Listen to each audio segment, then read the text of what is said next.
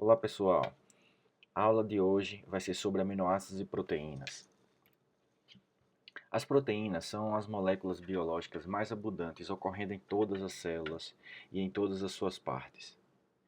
As proteínas são também a principal forma pela qual a informação genética se expressa. E o mais interessante das proteínas é a sua diversidade de função. As proteínas podem funcionar como enzimas e hormônios, catalisando e regulando as reações que ocorrem no nosso organismo. Elas podem ter como função músculos e tendões, proporcionando ao corpo os elementos do movimento. Elas também podem oferecer revestimento externo à pele e cabelo. Funciona como transporte de elementos, como no caso da hemoglobina, que transporta oxigênio. Também pode funcionar como anticorpos, por meio de proteção contra doenças, entre várias outras funções. Mas, antes de estudarmos as proteínas em si, nós precisamos aprender sobre as suas unidades mais básicas, que são os aminoácidos. Os aminoácidos têm esse nome por conter na sua estrutura uma carboxila e uma amina ligados ao mesmo carbono, a saber, a gente chama isso de carbono alfa. A ela temos ligado um hidrogênio e um radical R. E é a constituição desse radical R que vai proporcionar os mais diferentes tipos de aminoácidos. Então, a gente vai começar tentando classificar os aminoácidos de acordo com o grupo R. A gente pode classificar esses aminoácidos em diversos grupos. Por exemplo, não polares ou apolares. Podemos classificar esses aminoácidos em aromáticos ou não, em polares não carregados, polares carregados positivamente, polares carregados negativamente. Então, o importante aqui não é decorar essas classificações, mas sim entendê-las, porque dependendo da constituição do grupamento R, é que nós vamos entender várias outras características da proteína que tiver esses conjuntos de aminoácidos as formando. Então, por exemplo, nós temos os grupos R alifáticos não polares. Então, observem aqui que nós temos o aminoácido mais simples que existe é a glicina. Né? Então, depois temos a alanina, valina, leucina, metionina, isoleucina. Observe que o fator que é comum a todos esses aminoácidos apresentados nesse slide é que seu grupamento R é caracterizado por não ser polar. Então, vocês já sabem que quanto maior a cadeia carbônica, né, e quando você tem a cadeia carbônica composta basicamente por carbono e hidrogênio, esse tipo de constituição, né, imprime ao composto uma característica de apolaridade. É o caso desses aminoácidos. Então, observe que a alanina tem um metil, a valina mostra-se com o seu R composto por 3 carbonos e seus respectivos hidrogênios, a leucina com 4 carbonos e etc. A metionina, ela tem aqui um enxofre na sua estrutura, mas isso não caracteriza essa cadeia como sendo polar, pois o enxofre encontra-se aqui como heteroátomo, com seus elétrons muito bem distribuídos, né, ao seu redor. Outra classificação é para os grupos R aromáticos. Então, vamos observar aqui 3 exemplos importantes. É a fenil, a alanina, a tirosina e o triptofano. Então, temos aqui a cadeia aromática, né, sendo integrante comum desses 3 aminoácidos. Também podemos ter grupo R polares, mas não necessariamente carregados. Então, veja aqui o exemplo da serina, que tem um CH2 ou H tem um hidroxila aqui na ponta, não é? Conferindo a ela, né, no caso a ele, um aminoácido, conferindo a ele uma característica de polaridade, pois essa hidroxila pode fazer pontos de hidrogênio, por exemplo, com outras substâncias. Né? A treonina também tem uma hidroxila, a cisteína tem um enxofre, mas é um enxofre terminal, conferindo polaridade ao grupamento R. Né? A prolina, a prolina não deveria estar aqui, na verdade, porque ela está carregada positivamente, mas eu acho que é bom citar o exemplo da prolina. Veja que coisa interessante. A prolina é um aminoácido onde o grupamento R, né, se conecta ao radical amina. A radical não, o grupamento amina. Então é um aminoácido bem interessante porque difere um pouco dos outros. Nós temos aqui a asparagina, que também tem um grupamento polar, está aqui o oxigênio e o nitrogênio, dois elementos bastante eletronegativos, né, conferindo polaridade ao radical R, e a glutamina, né, um pouco menos polar do que a asparginina, porque tem um carbono a mais na sua cadeia, mas mesmo assim é uma cadeia relativamente polar, pois o carbono, nesse carbono aqui tem ligado o nitrogênio e o oxigênio, dois elementos bastante eletronegativos. Pessoal, uma observação muito importante a se fazer é que quando a gente fala de polaridade ou apolaridade, sempre é de maneira relativa, tudo bem? Então, só para exemplificar, observem a cadeia da serina e da treonina. A cadeia da serina, nós temos uma hidroxila para um carbono. No caso da treonina, existe uma hidroxila para dois carbonos. Então vejam só que quanto maior a quantidade de carbonos e hidrogênios numa cadeia, maior é a característica de apolaridade dessa cadeia. Então podemos afirmar que comparativamente essas duas cadeias, né, comparando essas duas cadeias, a da treonina é mais apolar do que a serina. Tudo bem? No caso da asparagina e glutamina, nós também podemos fazer uma comparação muito similar, pois esses dois grupamentos são iguais, tudo bem? Só que a cadeia carbônica da glutamina é um pouco maior, no caso um carbono a mais do que o da asparagina, e conferindo uma maior polaridade à asparagina. Esse raciocínio pode ser extrapolado para outros aminoácidos também. Agora, fazer comparações, né, de grupamentos muito diferentes, no caso da asparagina com a serina, quem é mais polar, quem é menos polar, aí fica um pouco mais complexo. Aqui nós temos exemplos de grupo R carregados positivamente. Aí é muito fácil de perceber. Você observa aqui no grupamento R tem uma carga positiva, né? E esse é o caso da lisina, a arginina também. Nós temos uma cadeia aqui positiva no caso desse nitrogênio. Uma coisa que é importante perceber, pessoal, é que os grupamentos que tendem a ser carregados positivamente é aqueles que tendem a ser básicos, né? Então, aqueles grupamentos que tendem a receber hidrogênio. Quando eles recebem hidrogênio, eles ficam carregados positivamente. Também temos os grupos R carregados negativamente. E aí o raciocínio é exatamente o oposto. Geralmente esses grupamentos carregados negativamente foram grupamentos que perderam hidrogênio. Isso é clássico de carboxilas, né? É o caso do aspartato e do glutamato. Aqui nós temos uma visão geral dos 20 aminoácidos que compõem as proteínas do nosso organismo, né? Por incrível que pareça, todas as proteínas constituintes do nosso organismo são constituídas basicamente por 20 aminoácidos. Bom, pessoal, outra maneira de classificar os aminoácidos é em essenciais e não essenciais. São aminoácidos essenciais aqueles que o organismo considerado, geralmente a gente considera o organismo humano, não é capaz de sintetizar, mas é requerido para seu funcionamento. Já os não essenciais são também necessários para o funcionamento do organismo, mas podem ser sintetizados em vivo a partir de determinados metabólitos. Bom, temos aqui a lista dos não essenciais e dos essenciais, né? Logicamente é uma lista que não precisa ser decorada, é uma lista muito mais para consulta e uma divisão basicamente didática. Uma característica extremamente importante dos aminoácidos é a sua estereoquímica.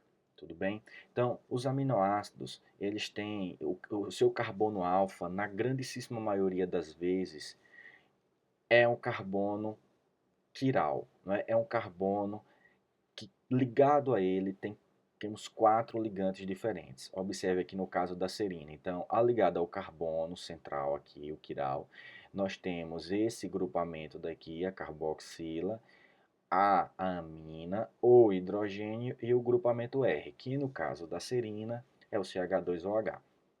Tudo bem? Colocando essa serina frente a um espelho plano, nós obtemos essa daqui, essa molécula como imagem especular. E esta molécula não é sobreponível a esta. portanto, são enantiômeros.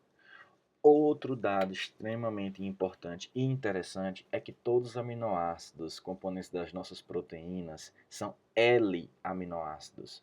Tudo bem? Então, os aminoácidos naturais são L-aminoácidos. Isso é extremamente importante, porque já que os constituintes das proteínas são enantiômeros puros, vamos dizer assim, né? Nesse caso são L-aminoácidos, né? A proteína também tem uma característica quiral. E isso é extremamente importante para a farmacocinética, farmacodinâmica e vários outros processos metabólicos e catabólicos importantes para a farmácia.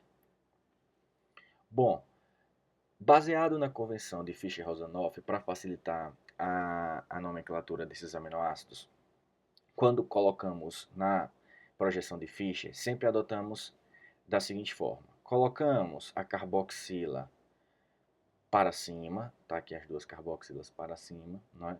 Aqui está a projeção de Fischer, que é a cruz, e o grupamento R para baixo, né? Do lado oposto ao carboxila.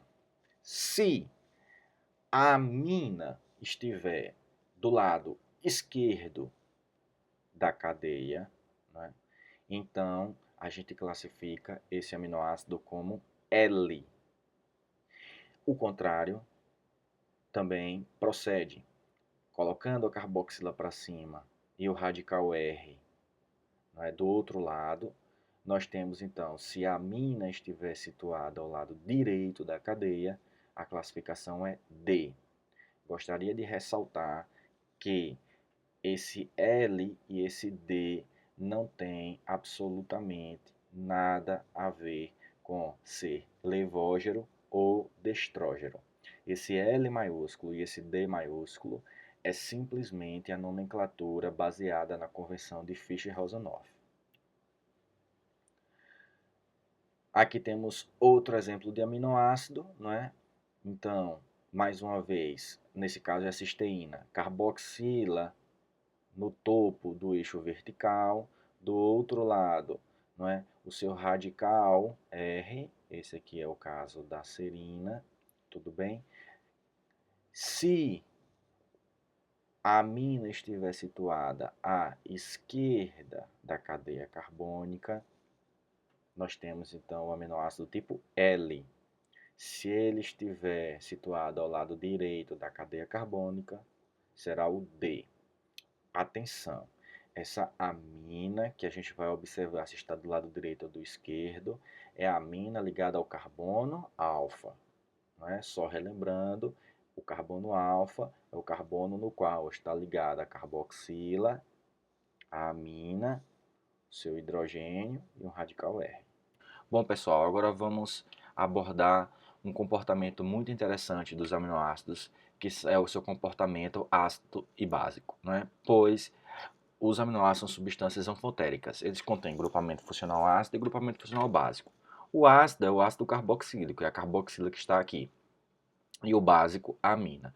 Existe um pH no qual o aminoácido não tem carga líquida, e a gente chama esse ponto de ponto isoelétrico. Pessoal, então vamos entender como é que um aminoácido ele se comporta, né, em meios com diferentes valores de pH.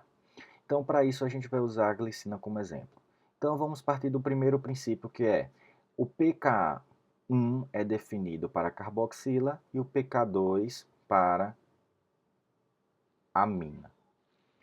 Outro princípio importante é o seguinte, é que quanto maior for o valor de pH do meio acima do pKa, maior a tendência daquele grupamento perder hidrogênio. Então vamos começar, não é, com um pH muito baixo, pH 1, por exemplo. Então no pH 1, né, ele é um pH tanto abaixo do pK1 quanto abaixo do pK2. Logo, a tendência das substâncias é não perder hidrogênio. Tudo bem? À medida que o pK vai aumentando, que o pH do meio vai aumentando, né, há uma tendência em os grupamentos perderem seus hidrogênios. Agora, a primeira pergunta que eu faço a vocês é o seguinte: quando o pH do meio for aumentando, por que é que as substâncias tendem a perder hidrogênio? A resposta é simples. É que isso aqui é um deslocamento de equilíbrio e segue a lei de Le Chatelier. E o que é que Le Chatelier diz? Que quando a gente perturba o meio de alguma forma, né, a reação química ela se readequa para que essa perturbação seja minimizada. Então, se eu digo a vocês que a gente está aumentando o valor do pH, quer dizer que a gente está diminuindo a concentração de hidrogênio no meio. Então, qual é a tendência? A tendência é que a substância química que estiver nesse meio comece a perder hidrogênio para compensar essa diminuição do hidrogênio. Aí eu faço outra pergunta a vocês. Quem é que vocês acham que tende a perder o hidrogênio? A carboxila ou a amina? Antes de responder, vamos a uma definição importante. Uma substância é considerada ácida porque ela tende a perder hidrogênio. Uma substância é considerada básica porque ela tende a ganhar hidrogênio. Então, o que ocorre? Se a gente sabe que os dois grupamentos ionizáveis aqui são carboxila e amina, a carboxila tende a ser ácida, a amina tende a ser básica. Logo, se alguém tem que perder hidrogênios aqui, é a carboxila. A amina só vai passar a perder hidrogênio quando todas as carboxilas tiverem perdido seus hidrogênios. Tudo bem? Então vamos voltar ao raciocínio anterior. Então, à medida que a gente vai aumentando o pH do meio, quer dizer, a gente vai diminuindo a concentração de H+, os grupamentos têm que perder seus hidrogênios. Aquele grupamento mais ácido começa a perder hidrogênio primeiro. Então, a carboxila começa a perder os seus hidrogênios. Então, o que ocorre é que a proporção, né, de carboxila ionizada, quer dizer, carregada, vai aumentando. Vai aumentando até que ponto? Até que o pH do meio seja igual ao pKa da substância, seja igual ao pKa do grupamento.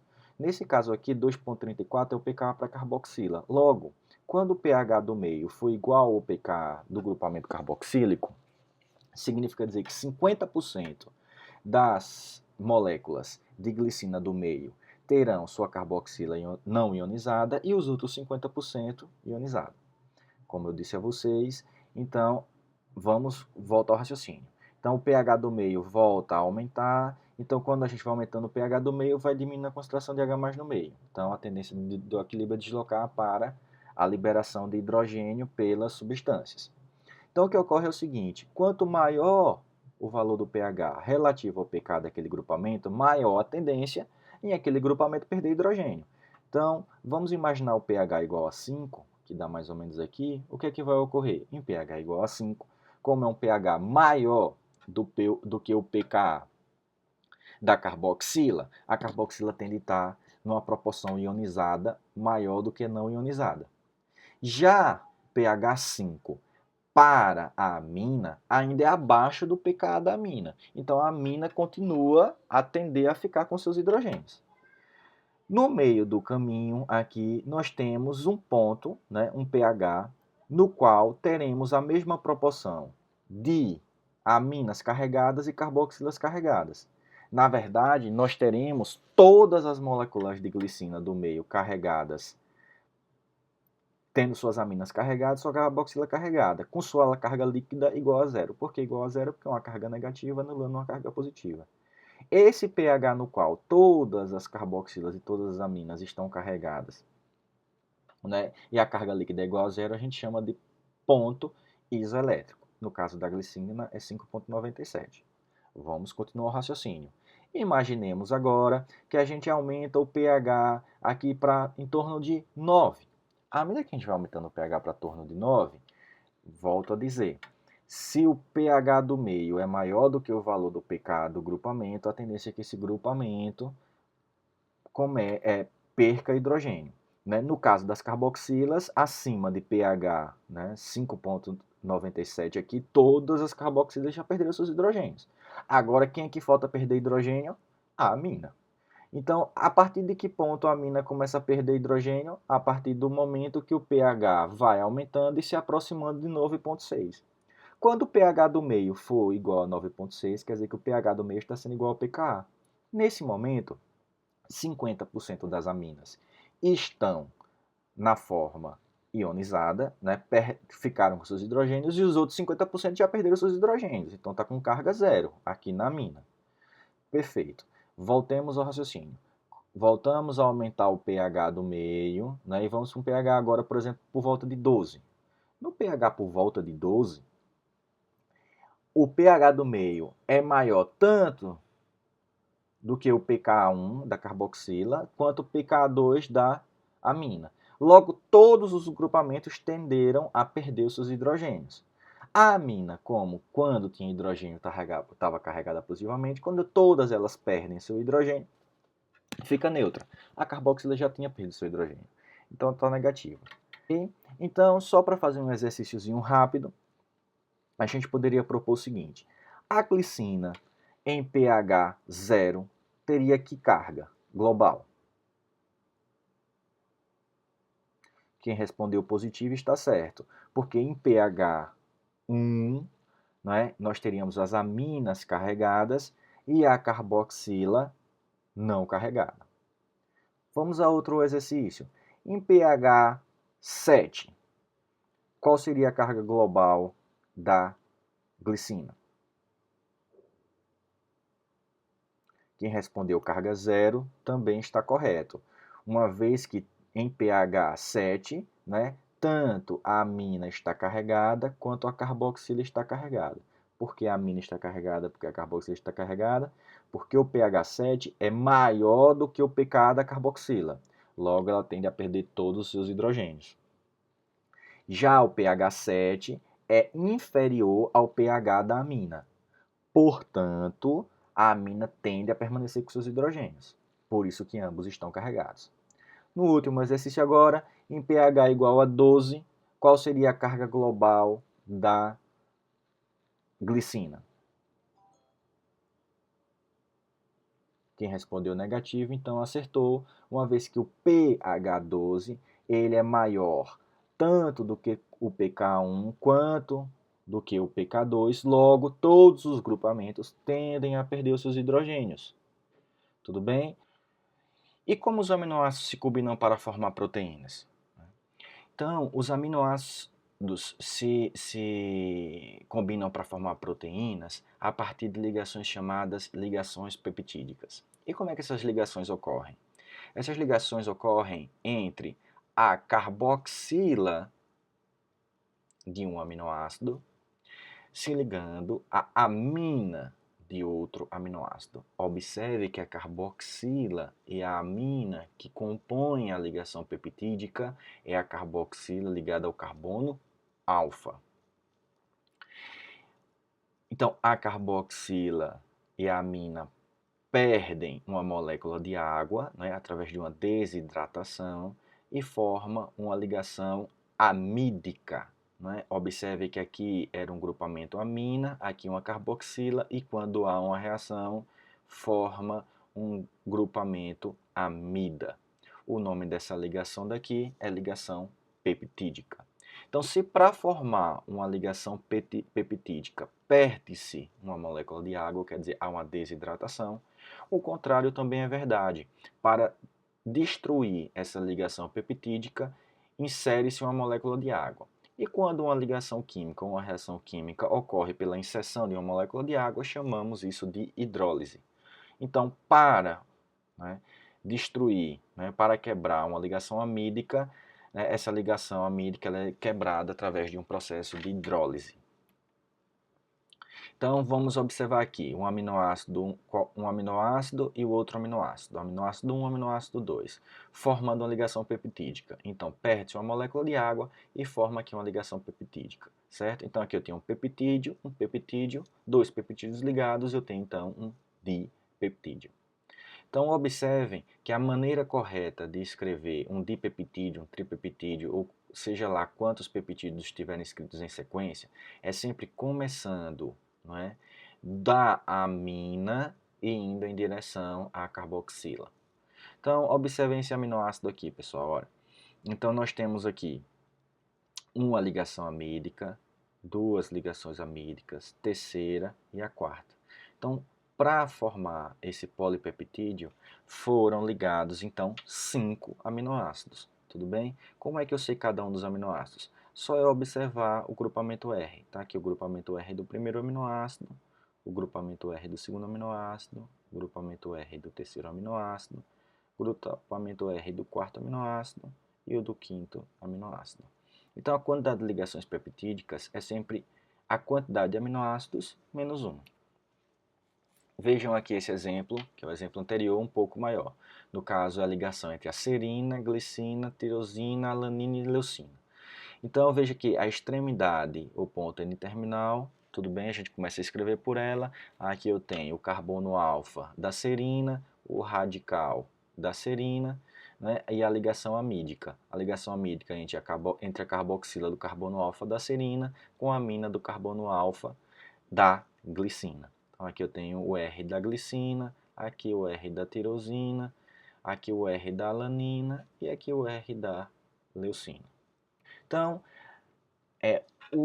os aminoácidos eles participam da construção de uma proteína, né, como monômeros, né, sendo as proteínas os polímeros. Então, se a gente pudesse fazer uma extrapolação de raciocínio, uma comparação bem simplória, seria como se os aminoácidos fossem clipes, né, e o polímero, no caso a estrutura primária da proteína, fosse então esses clipes ligados um ao outro, então através de ligações peptídicas. Vejam que a gente não tem aminoácidos sempre do mesmo tipo, né? A gente pode ter aminoácidos de tipos diferentes que vai gerar polímeros diferentes. Então, a estrutura espacial das proteínas ela pode ser dividida entre primária, secundária, terciária e quaternária. A estrutura primária é a mais simples de todas, que nada mais é do que a ligação dos resíduos de aminoácidos. Então, os tipos de aminoácidos ligados fazendo ligações peptídicas é que caracteriza a estrutura primária da proteína. Já a estrutura secundária da proteína, ela pode ser feita de duas formas, ou alfa-hélice ou beta-pregueada. O mais importante é entender o seguinte, que as ligações, né, que podem haver intermoleculares, que podem haver entre os grupamentos R de um aminoácido com os grupamentos R de outro aminoácido, é que proporciona contorções na cadeia e aí formando estruturas secundárias. Então a gente já viu em outros slides que nós temos, né, aminoácidos com grupamentos R bem diferentes. Alguns são apolares, outros são polares, uns são polares carregados, outros não carregados, carregados positivamente ou carregados negativamente. Né? Alguns têm hidroxila, outros têm enxofre, enfim.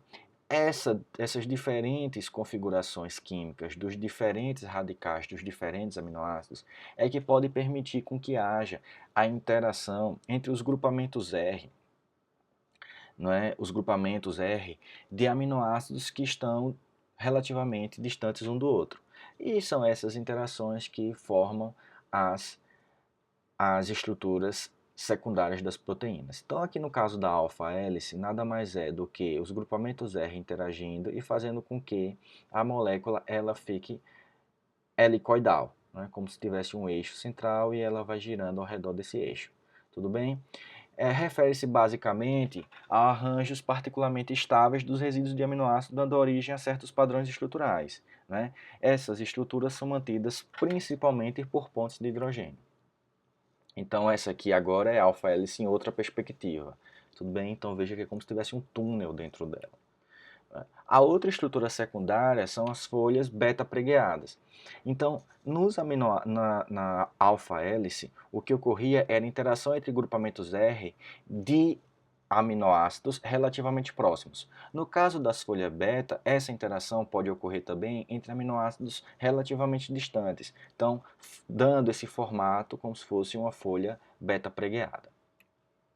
Né? Então aqui nós temos a comparação de ambas as estruturas secundárias, alfa-hélice e beta-pregueada, e aqui tem bem claro, tá vendo aqui, ó, a ligação, as ligações de hidrogênio entre grupamentos R de um determinado aminoácido com os grupamentos de outro aminoácido. Aqui também da mesma forma. É importante vocês perceberem que as representações de alfa-hélice e beta-pregada são diferentes. Quando vocês virem representados nas proteínas, né, muitas delas, representações das alfa-hélices estarão algum desses dois formatos e as folhas beta-pregueadas estarão nesse formato. Observe que no caso da folha beta-pregueada aqui tem a direção, né, que aqui é onde seria o N-terminal e aqui o C-terminal da cadeia polipeptídica. Aqui nós temos três fotos bem bonitas de possibilidades de alfa-hélice, não é? Elas mais estreitas, né, e mais compridas. Esse formato da alfa-hélice vai depender muito das características dos grupamentos R dos aminoácidos, né, que compõem essa cadeia, pois grupamentos R diferentes interagem de forma diferente.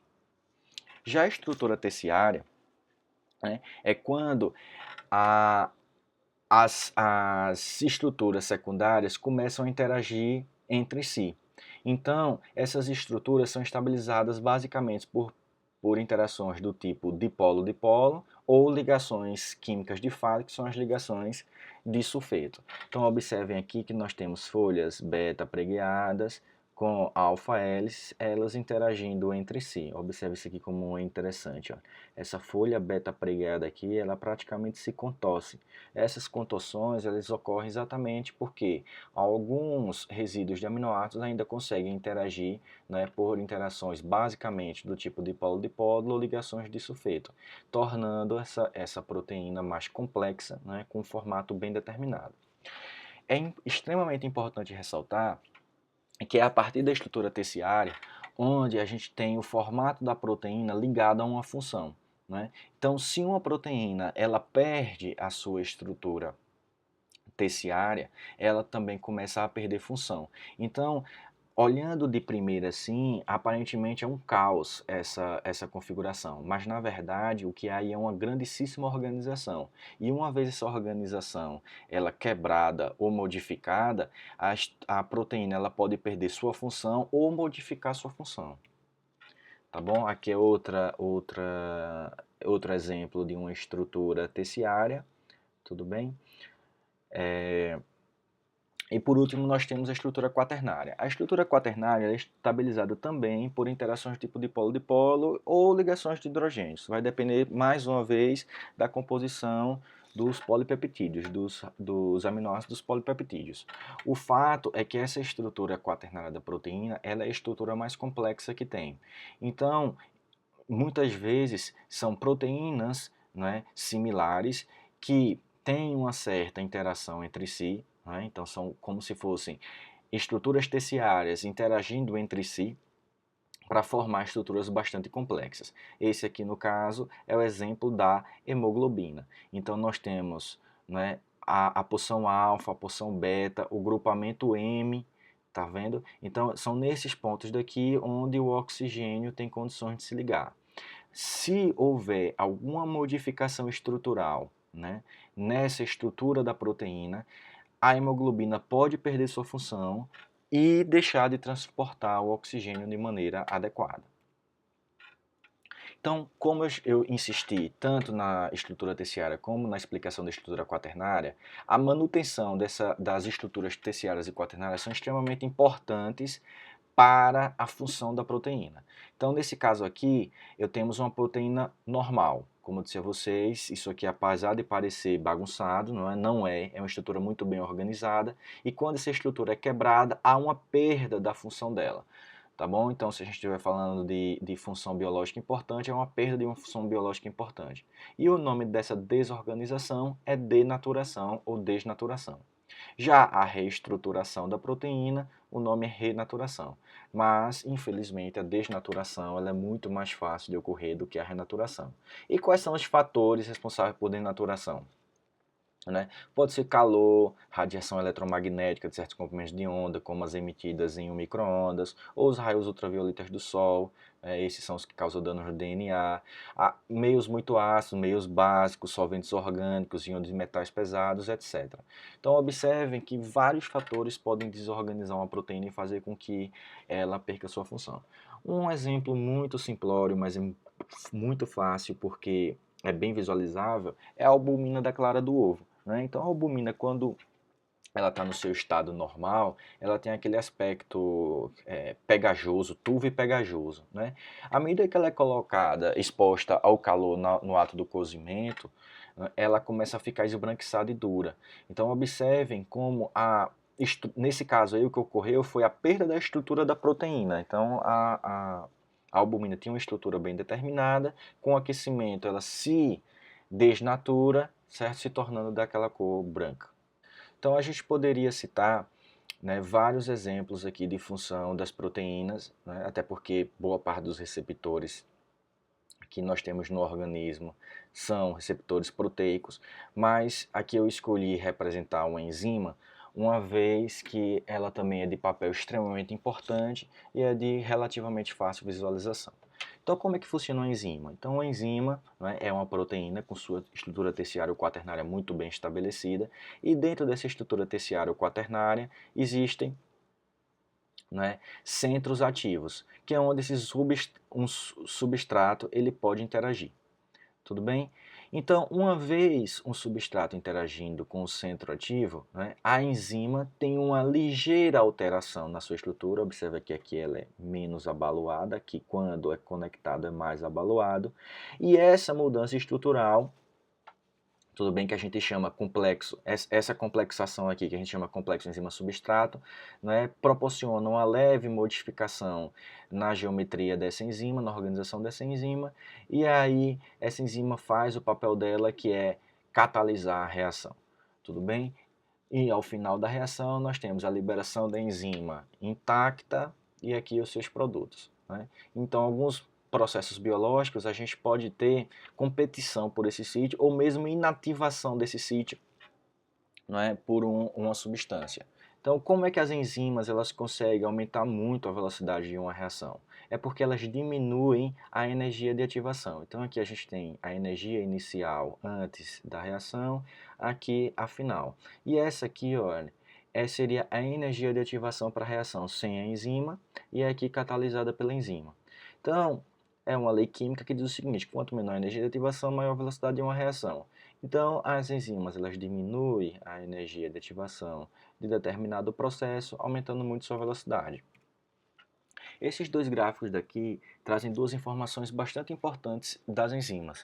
É que as enzimas elas têm temperatura e pHs ideais para que elas exerçam sua função, né? Então, um exemplo aqui é que essa enzima em questão aqui, nós temos que a temperatura ótima dela de ação é de 30 graus. Então, quer dizer que temperaturas abaixo de 30 graus ou temperaturas acima de 30 graus diminui muito a atividade dessa enzima.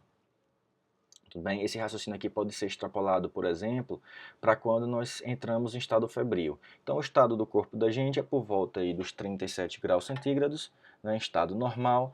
Então, as proteínas do nosso organismo, elas são feitas para trabalhar nessa faixa de temperatura, por volta dos 37 graus. Só que a 37 graus ela ainda não está na sua atividade máxima. Então, quando a gente entra em estado febril, né, 38, 39 graus, essas enzimas, então, em tese, atingem o máximo da sua capacidade, né, colaborando para a resposta do organismo para restabelecer a homeostase. Entretanto, quando a febre começa a ficar muito alta, a gente pode começar a ter uma diminuição da atividade dessas enzimas, comprometendo vários aspectos fisiológicos do nosso corpo, né, o que pode levar a danos graves.